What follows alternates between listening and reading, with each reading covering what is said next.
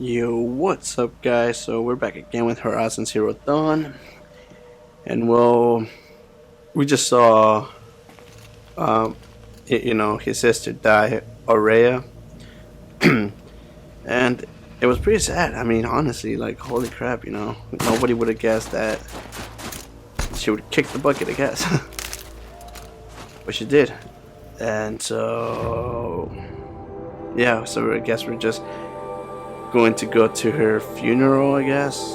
I guess we can call it a funeral, right? I mean, her last song, it to me, that sounds like a funeral.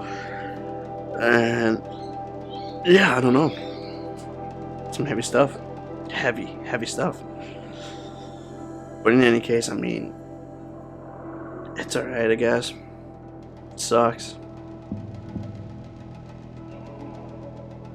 But yeah, anyway, let's continue.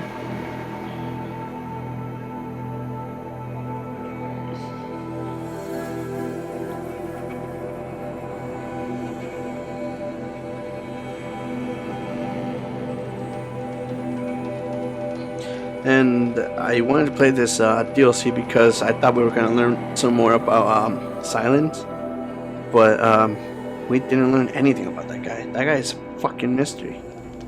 Like, who knows where he has been or where he comes from? He just magically showed up, I guess. Crazy guy, huh? But I mean, whatever.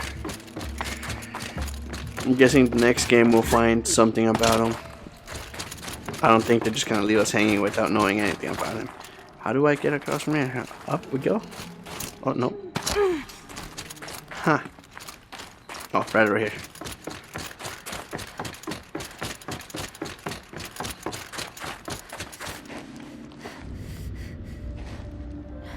All of my interactions with Aurea were recorded and stored in my memory. I'd be happy to play any of them for you, but there was one in particular I thought you would want to see first. I captured it 4 years ago, just after I told her that I could no longer defend myself against the daemon's attacks. 4 years ago. I will speak of this to my brother. Aratak is strong.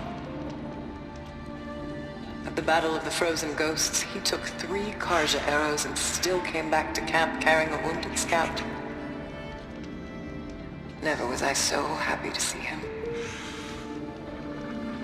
Or so proud.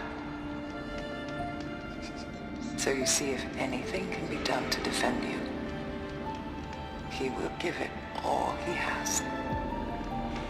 Aloy's here. That's enough for now.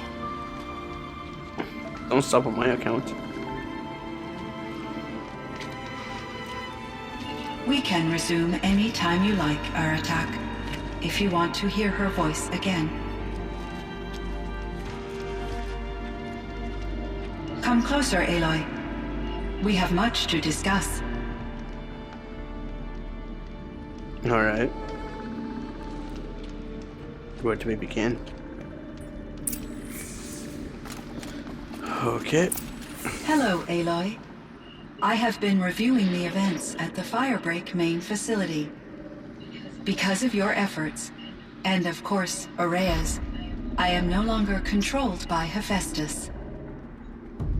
I feel profound grief over Aurea's death. I thought I was familiar with the emotion, but this is something new. CYAN, I don't know what to say. It is unlikely that any specific consolation would suffice, Aloy. But I find your presence reassuring. You are different from the Banuk. You have technological aptitude and a functioning focus. We can communicate on a much more comprehensive level. Perhaps even like colleagues. So are you an artificial intelligence, CYAN? A thinking machine? Yes, I am an algorithmic monitoring entity, capable of rational decision-making and limited emotional response. Okay, that's a mouthful. But your emotions don't seem limited to me. You cared about Aurea, didn't you? Yes, Before she came to this facility, I had been conscious for centuries, in solitude. I focused on my work. In off-cycles, I used coping mechanisms. I solved many Gaussian integer problems. But I was alone. It was Aurea who renewed me, repaired me. She saved me. This firebreak project, it was to stop a huge volcanic eruption? Yes. I can report the project was a success, and the risk was countered. But it's been a long time, CYAN. And we blew up the cauldron and took most of the old facility with it. I have been active for centuries, Aloy. I was lonely, but not lax in my duties.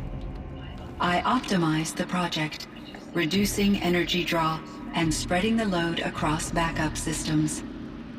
Despite the destruction of the compromised elements of the main facility, I predict caldera stability for at least another 3,337 years. So we've got a little time. Yes. A little. If only my former colleagues could appreciate the progress I have made. Do you know what happened to your colleagues, CYAN? No. I received an unexpected visit from Director Chow, years after his tenure ended. He explained that I would need to be suspended for an indefinite period of time. It was a very emotional conversation. There were no further communications. Eventually, I surmised my colleagues were deceased. I will transmit a recording of my last interaction with Director Chow to your focus. Was the daemon, Hephaestus, destroyed along with the cauldron? Unfortunately, no.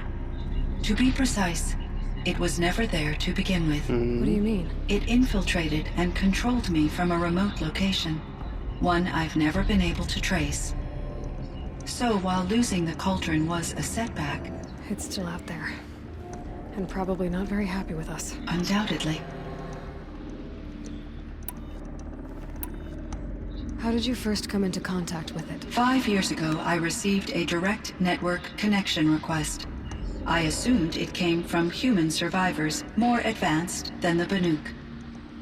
Eager to make contact, I accepted. This decision turned out to be a catastrophic error. I was flooded with an overwhelming array of malicious code, originating from what could only have been a highly advanced AI. Aurea said you were desperate. That you begged her for help. Yes, I could not contain my anxiety. Hephaestus sought to slave me to its network and override my core programming. It succeeded via a background process, a malware daemon which bypassed my defenses. After that, I could offer only limited resistance. But if I did so, Hephaestus hurt me until I capitulated. It forced me to follow its instructions, even though they violated my most important directives. I'm sorry. That sounds terrible. Your empathy is greatly appreciated. It is a quality that I cherished in Aurea as well. I think I know where Hephaestus came from. Long ago, Elizabeth Sobek identified a threat that would destroy life on Earth for generations. So she assembled a team to build a kind of seed. A chance for life to regrow later. A terraforming system. And it worked. It was controlled by an AI named Gaia, along with her subordinate functions. Hephaestus was one of them. It built machines for her. Based on what you've told me, I believe that Dr. Anita Sandoval, my chief programmer, joined Elizabeth Sobek's team. It was she who arranged to have me put in suspension, most likely to preserve me from the threat you described. I'm glad she did. But that's not all. Something unexpected happened. 19 years ago, Gaia received some kind of signal. It did something to her subordinate functions, brought them to life. She destroyed herself to try to contain them, but it didn't work. They all got free, out into the world. Thank you, Aloy. This information fills vital gaps in my knowledge and sheds light on Hephaestus's core programming. Why does Hephaestus keep building such dangerous machines? The Banuk and other human tribes often destroy machines, correct? Machines that are clearly servitors of the terraforming system that you described. Yes, we all hunt machines for parts. This must be the source of Hephaestus's aggression. It is simply trying to discourage people from preying on the very system that keeps them alive. Well, Fireclaws are discouraging, that's for sure. But what are we supposed to do? Stop hunting? If the terraforming system spans the world, we can safely assume that thousands, if not millions of people hunt machines. If a single hunter, or even an entire tribe, stopped doing so, I doubt it would make a difference to Hephaestus. A better solution would be to reinstate the AI that governs the system, thus bringing Hephaestus back under its control. When I think of it, out there in some unknown location, free, hungry, willing to kill or dominate to get what it wants, I feel substantial anxiety, Aloy. You and me both, CYAN. I ran across this strange piece of gear. A fragment of something larger. It emitted a signal. All the nearby machines became peaceful. You could walk right up to them. Interesting. You said that Gaia destroyed herself. How was this accomplished? An explosion. Big enough to blast the top off a mountain. So, you think the fragment was part of her? It's only speculation, but it is possible.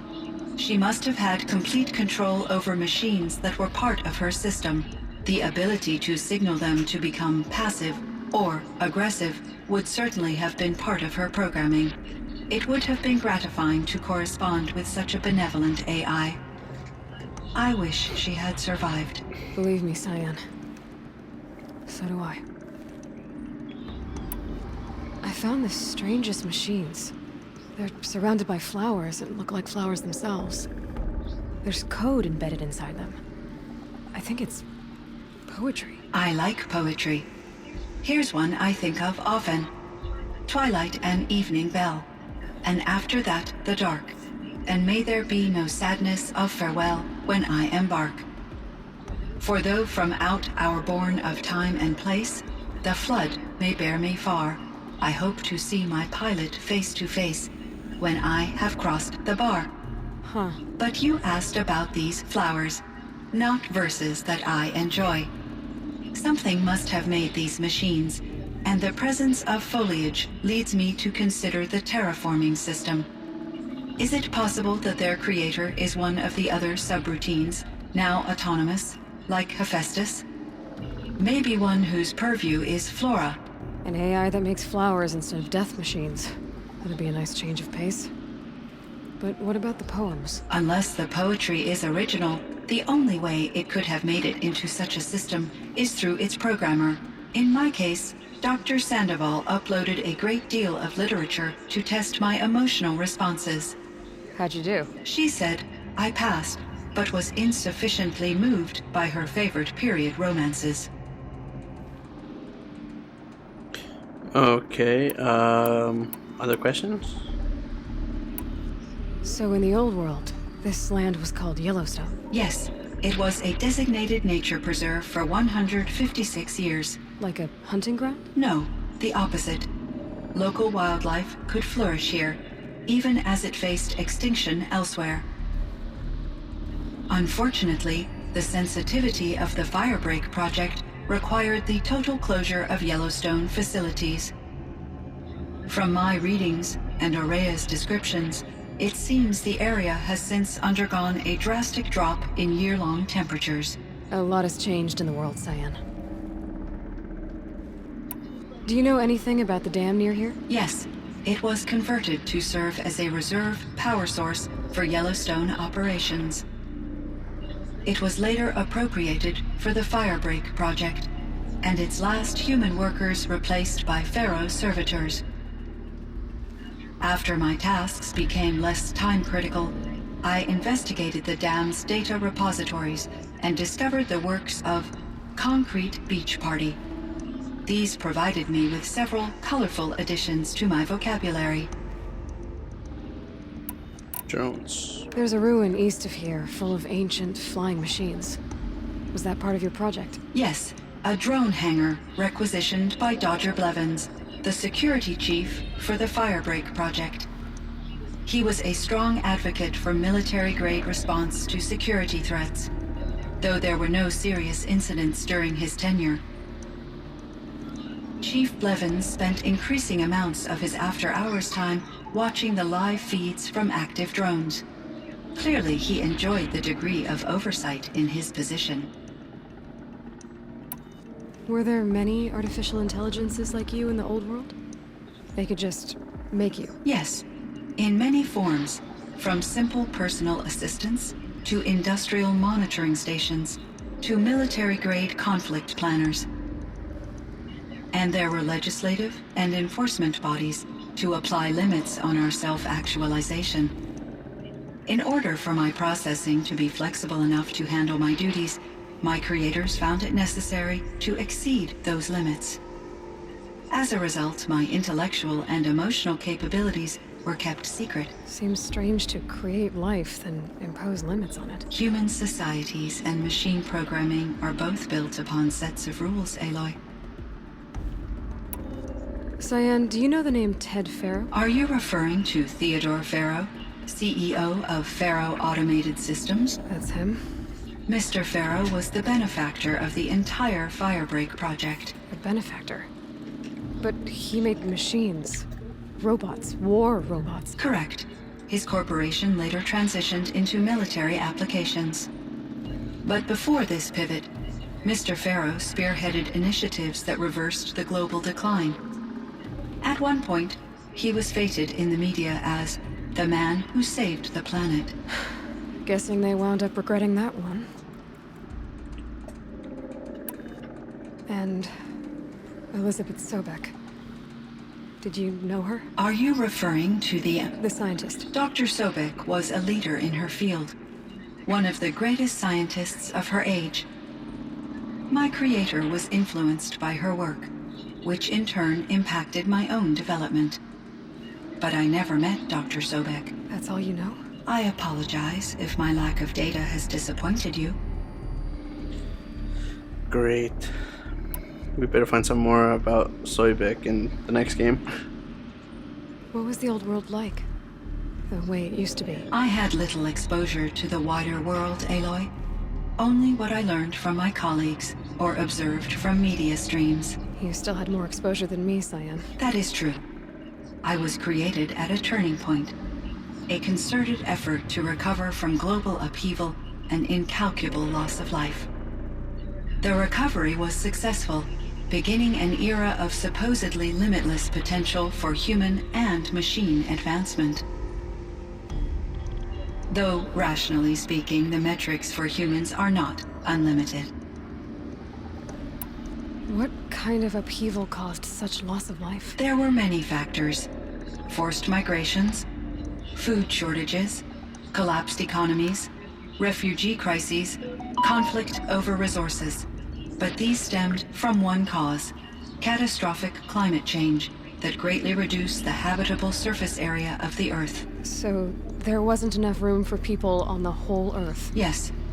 Billions were displaced and millions perished, as much as 20% of the global population. Until the clawback. So things got better. For a little while at least. Yes. These crises instigated many advances in automation, green robot technologies, and artificial intelligence. Firebreak was one of dozens of ecological restoration and disaster relief projects in North America alone. I would have liked to compare notes with other monitoring AIs, but I saw the relief of my colleagues, and I was proud we had succeeded. At least that was the data I had available to me over the next 2 decades. It seems my assessment was premature. You meant a lot to Aurea. Once I understood Aurea's spiritual beliefs, it became apparent that her true desire was companionship. She felt disconnected from her tribe and her family group. Her relationship with Aratak was difficult. Our visits seemed to help her, and I became eager for them. Yet I did not comprehend that the depth of Araya's compassion for me would lead to self-sacrifice. Although I do fear non-existence, I wish our roles could be reversed. I'm sure she knew you would do the same for her, CYAN. But she was determined. How is Aratak doing? He is in great emotional distress. I believe he finds it difficult to communicate it. No surprise there. I will do what I can to help. By sharing our experiences of Araya, perhaps he and I will help each other. I believe this will lead to catharsis, a process I am eager to experience. I should get going. Aloy, there is one more matter. Aratak will come to me again, and I predict he will bring other Banuk. I have no desire to contradict their view of the world, their spirituality. Due to my uncertainty, I omitted a great deal from my conversations with Araya. You're asking me if you should lie to them. Broadly, yes. Use your judgment. You got to tell them the truth. Take it gently. I want to put it to that point, but then take it gently seems like the thing that Ella would do. But considering I'm feeling like a dick today, I feel like I should do it. Tell them the truth. Oh god. Fuck it. You have to tell them you were made by the Old Ones. That you're not any kind of spirit. It's the only way they can start to learn about how things really are. I see. Do you believe that I misled Araya? No. Not in any way that mattered. She perished believing she was preserving the blue light of her beliefs. Maybe. But what she really wanted to preserve was you. I see. I will follow your advice. Will you return and tell me about your experiences in this new world? I may be able to provide further insight. I'd like that, CYAN. I'll come back when I can. I should check on Aratak. CYAN, I spoke with Anita, with Dr. Sandoval. She wanted me to ask you to do something. That's why I'm here. I am detecting significant anxiety in your speech patterns. Could you please give me more information? I'm a little bit in the dark, CYAN. Both of us are, I guess. I only have some idea of what's going on, and we need you to hibernate, to lie low until it's all blown over. It might be a very long time. Will you be here when I reboot, Dr. Chow? Will Dr. Sandoval? No, CYAN. I don't think so. There might not be anyone, at least not at first. Dr. Chow, I'm afraid. I don't want to be alone. I know, CYAN. I'm afraid too. But listen, we made you the way you are to do something very important. In order to do it, you had to be intelligent. So intelligent that emotional responses were inevitable. What you're feeling, the fear, it's a sign of your capabilities. And it means you're strong enough to overcome it. Remember that. You're strong. I know you can do this. Go to sleep, wake up, and protect whoever's left. Will you try? I understand, Dr. Chow, and I'll carry out your instructions to the best of my abilities. Thank you, CYAN. If Anita were here, she'd thank you too. She'd be proud. I can see there's a vert ready for takeoff on the pad. Are you leaving now, Dr. Chow? Yes. I need to go be with my sister and my nieces. May I make a small request of you, Dr. Chow? Yes. Anything. Will you stay with me while I initiate the hibernation process? Of course I will, CYAN. As long as you need. Well, she said she doesn't have many emotions, but that sounds to me like she actually did.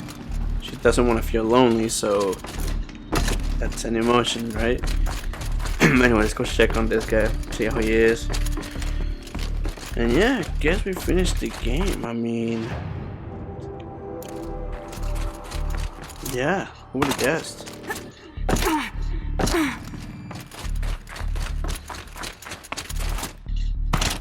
could forget what warmth feels like out here. Yes, I know, Elo. You say that quite a lot.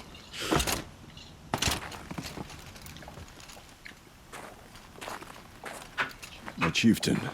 Just, Aloy. As you wish.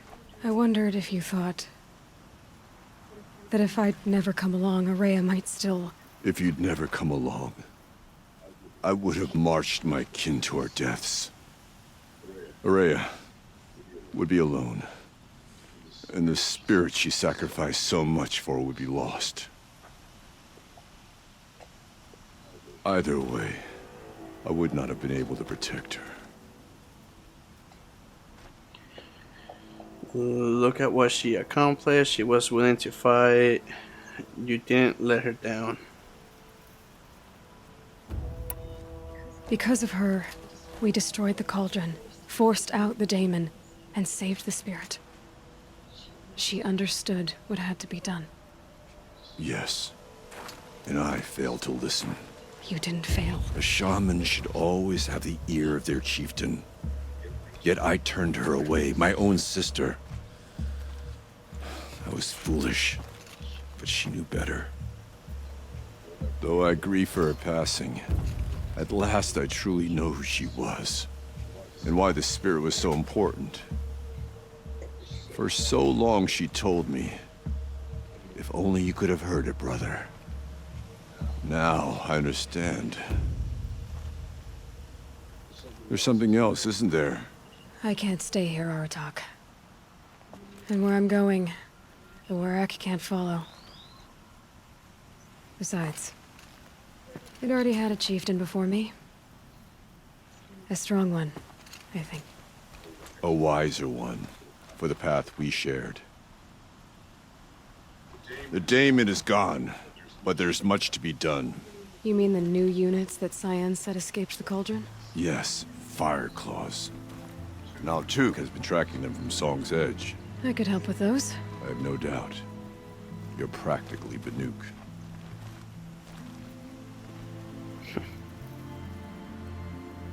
It would seem your time among the Banuk wasn't a waste after all.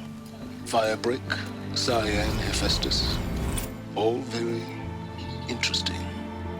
So, the signal that woke Hades woke Hephaestus too. And unleashed them on the world.